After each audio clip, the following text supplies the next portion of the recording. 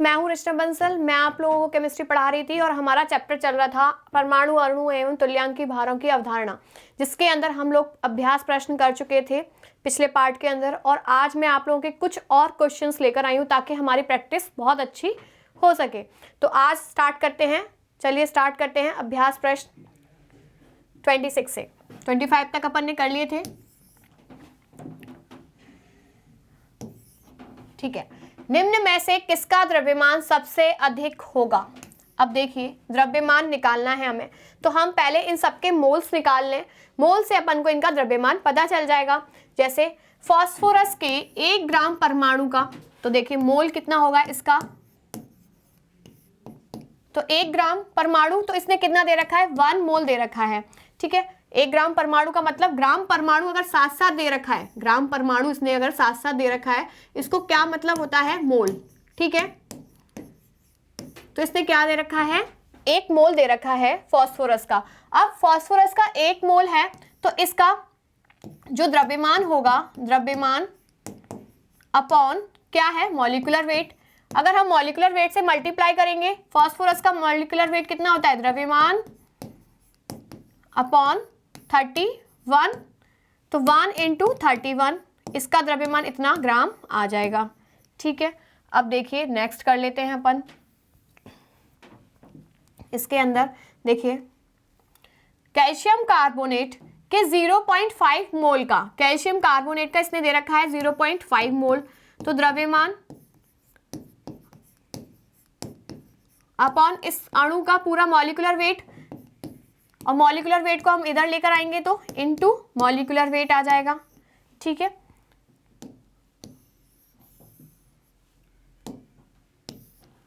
अब molecular weight कितना है, कैल्शियम का कितना है 40 इंटू कार्बन का कितना है 12, सॉरी प्लस, इसका हम मॉलिक्यूलर वेट निकाल लें अगर साइड में, देखिए निकालते हैं, आप लोग निकालिए, मैंने बताया हुआ है आप लोगों को निकालने के लिए। इसका 40 प्लस 12 प्लस कितना, 16 16 दूनी 32 16 30 48, कितना आ गया भाई, यहाँ पर 50 60 60 100, कितना आया 100, और 100 इंटू 0.5 किया तो द्रव्यमान कितना आ गया, लगभग 50 ग्राम के बराबर आ गया। द्रव्यमान कितना आया, 50 ग्राम। ठीक है, बी वाले का कितना आया, 50 ग्राम। ठीक है, अब देखिए इसका, देखिए H2O के 20 मोल का, तो 20 मोल दे रखे हैं H2O के, और हमें पता है इसका द्रव्यमान और इसका मॉलिक्यूलर वेट हमें पता है कितना है 18, वाटर का कितना है 18 है। अब इसके अंदर हम 18 इंटू कितना करें 20 करेंगे, तो इसका जो द्रव्यमान है वो कितना आ जाएगा 360 आ जाएगा, तो जो कि सबसे ज्यादा आ रहा है। अगर हम इसको भी काउंट करेंगे तो इससे भी कम आएगा, तो अपना सी ऑप्शन करेक्ट है। आया आप लोगों को करना कि पहले अपन मोल निकाल लेते हैं, मोल इक्वल्स टू द्रव्यमान अपॉन मॉलिक्यूलर वेट होता है, और उसके द्वारा हम मल्टीप्लाई करके सब चीजों का द्रव्यमान निकाल के फिर अपना आंसर टिक कर देंगे। कर लेंगे भाई, कर लेंगे। अब 27 क्वेश्चन, 4.25 ग्राम NH3 में लगभग परमाणुओं की संख्या कितनी है। तो सबसे पहले हम देखते हैं कि NH3 के अंदर, जो हमारा NH3 है उसके अंदर कितने हैं परमाणु, 1 परमाणु नाइट्रोजन है और 3 कितने हैं हाइड्रोजन, तो 4 परमाणु तो इसके अंदर प्रेजेंट है। ठीक है, अगर इसका 1 मोल होता है तो। अब इसके अंदर हम देखते हैं कि अगर हम बात करते हैं इसके मोल्स निकालते हैं, तो NH3 के मोल्स निकालें, जितना इसने मात्रा दे रखी है उसमें NH3 के मोल कितना आया भाई, मोल इक्वल्स टू 4.25 अपॉन इसका मॉलिक्यूलर वेट। ठीक है, मॉलिक्यूलर वेट कितना है NH3 का, नाइट्रोजन का कितना है यहाँ पर 14, और प्लस हाइड्रोजन के 3 है, कितना आ गया टोटल 17। ठीक है, तो इसका डिवाइड करेंगे कितना, 17 से डिवाइड करने के बाद इतना आ जाएगा 0.25 आ जाएगा। ठीक है, डिवाइड करके देख लेना, इस 0.25 को हम 1/4 भी लिख सकते हैं। ठीक है, तो 1/4 मोल इसके आ गए। अब देखिए सिंस 1 मोल के अंदर कितना होता है, 1 मोल में उपस्थित परमाणुओं की संख्या, उपस्थित परमाणुओं की संख्या ठीक है, इसके अगर 1 मोल में हम उपस्थित परमाणुओं की संख्या अगर बात करेंगे तो कितनी होगी, 4 इंटू Na हो जाएगी। ठीक है, तो कितनी आ जाएगी, 4 इंटू Na। यहां तक क्लियर है। अब देखिए, इसीलिए कितने हैं अपने पास, कितने आए, 1/4 मोल। 1/4 मोल के अंदर उपस्थित परमाणुओं की संख्या पूछी है, मोल में उपस्थित परमाणुओं की संख्या,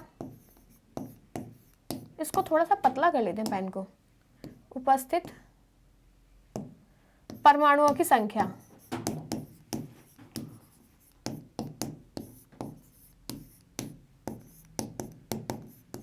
कितनी है भाई, 1/4 इंटू 4 इंटू Na, और Na की वैल्यू हमें पता है कितनी है, 6.02 इंटू 10⁻23। इसके लगभग आंसर कौन सा आ रहा है अपना, डी ऑप्शन अपना करेक्ट है। तो देखिए इस ऑप्शन में क्या हुआ, अगर आप लोगों ने इसके ढंग से नहीं पढ़ा, अगर इसके पूछता क्या, अणुओं की संख्या, क्या पूछता यहाँ पर, ये अणुओं की संख्या पूछता NH3 में, तब तो कितने आते, Na, और आंसर आता अपना कितना, तब अपना आंसर आता Na के बराबर 1/4 Na आता, तो 1/4 Na आता, तो इसको अपन 6 से डिवाइड करते तो 1.5 इंटू 10⁻23 आता, ये वाला ऑप्शन आता। लेकिन इसने पूछा क्या है, परमाणुओं की संख्या, ये अपन को पढ़ना है, ध्यान से पढ़ना है कि क्या पूछ रहा है वो हमें क्वेश्चन में, परमाणुओं की संख्या पूछ रहा है। तो हमने क्या पहले पता लगाया कि इसके 1 मोल में उपस्थित परमाणुओं की संख्या कितनी है, Na इंटू 4 परमाणुओं की संख्या है, और उसको अपन ने काउंट करके फिर देन फाइनल आंसर हमने निकाल लिया कितना, डी ऑप्शन अपना करेक्ट है। आया समझ में। देखिए नेक्स्ट क्वेश्चन है अपना 28 ग्राम नाइट्रोजन में परमाणुओं की संख्या, 28 ग्राम नाइट्रोजन में परमाणु की संख्या होगी, क्या होगी भाई, फटाफट कीजिए, मोल निकाल लें पहले। 28 अपॉन नाइट्रोजन के अंदर कितने मोल होंगे, नाइट्रोजन में उपस्थित परमाणुओं की संख्या, तो नाइट्रोजन का मॉलिक्यूलर वेट कितना है, N2 28 कितना हो गया, 1 मोल आ गया। अब इसके अंदर N2 के अंदर 1 मोल के अंदर उपस्थित परमाणुओं की संख्या, नाइट्रोजन परमाणुओं की संख्या कितनी है, 2Na। ठीक है, ये है। अब 2Na, 2 इंटू 1.2 उपस्थित परमाणुओं की संख्या, ये तो अणु था ना, अणु भार निकाला था अपन ने, तो सॉरी, अब देखिए इसके अंदर कितना आएगा, 2 इंटू 1 मिनट, अब देखिए इसके अंदर आएगा 2 इंटू अवोगाद्रो संख्या करते हैं 6.02 इंटू 10⁻23, कितना आया, 6 दूनी 12 इंटू 10⁻23 लगभग आ रहा है, डी ऑप्शन अपना करेक्ट है। ठीक है, ऐसे इस तरीके से हम क्वेश्चंस के आंसर देंगे। किसी तत्व का परमाणु भार लगभग कितना है, 26.89 है। अब परमाणु भार इसने दे रखा है मेरा, मान लो MW कितना दे रखा है, 26.89 दे रखा है, और तुल्यांकी भार को मैंने E से डिनोट किया है, E कितना दे रखा है, 9 दे रखा है। ठीक है, तो पहले हम इसको इससे मौलिक संयोजकता निकाल लें इसका। ठीक है, संयोजकता कितना आया, 26.89 को 9 से डिवाइड करेंगे तो लगभग कितना आ जाएगा, 3 आ जाएगा। ठीक है, अब इसका मॉलिक्यूलर वेट निकालना है आपको, कैसे निकालेंगे, यहाँ से इसका मॉलिक्यूलर वेट, तो E इंटू इसका वैलेंसी फैक्टर N से डिनोट किया है, तो N, तो 3 इंटू 9 कितना आया, 27। ए स्पष्ट परमाणु भार कितना आया, 27। नेक्स्ट, निम्नलिखित में से कौन सा तत्व एक से अधिक तुल्य द्रव्यमान प्रदर्शित कर रहा है, एक से अधिक तुल्य द्रव्यमान प्रदर्शित करने वाला तत्व कौन सा है, देखिए जस्ता Zn नहीं, रजत Ag नहीं, कैल्शियम भी नहीं करता है, इसके अंदर 40 ही होता है, लोहा करता है, आयरन 58 और 59, ये दोनों क्या शो करता है, इसके परमाणु भार अलग अलग प्रदर्शित करता है। पोटेशियम परमैंगनेट उदासीन माध्यम में निम्न अपक्रिया पर ध्यान दीजिए भाई, और क्या पूछ रहा है ये, KMnO4 का तुल्यांकी भार पूछ रहा है, और Mn का अणु भार दे रखा है। तो देखिए तुल्यांकी भार इज इक्वल टू क्या है, अणु भार अपॉन क्या है, इस रिएक्शन के अंदर इलेक्ट्रॉन का जितना चेंज आया है, नंबर ऑफ इलेक्ट्रॉन चेंज, ठीक है, ये आएगा। अब इसके अंदर अणु भार कितना है KMnO4 का, वो अपन पता कर ले। तो अपन को पोटेशियम का कितना है 31, Mn का कितना दे रखा है इसके अंदर 55 और ऑक्सीजन का कितना है 16। इससे अपन ने निकाला अणु भार, तो कितना आया 158, ठीक है।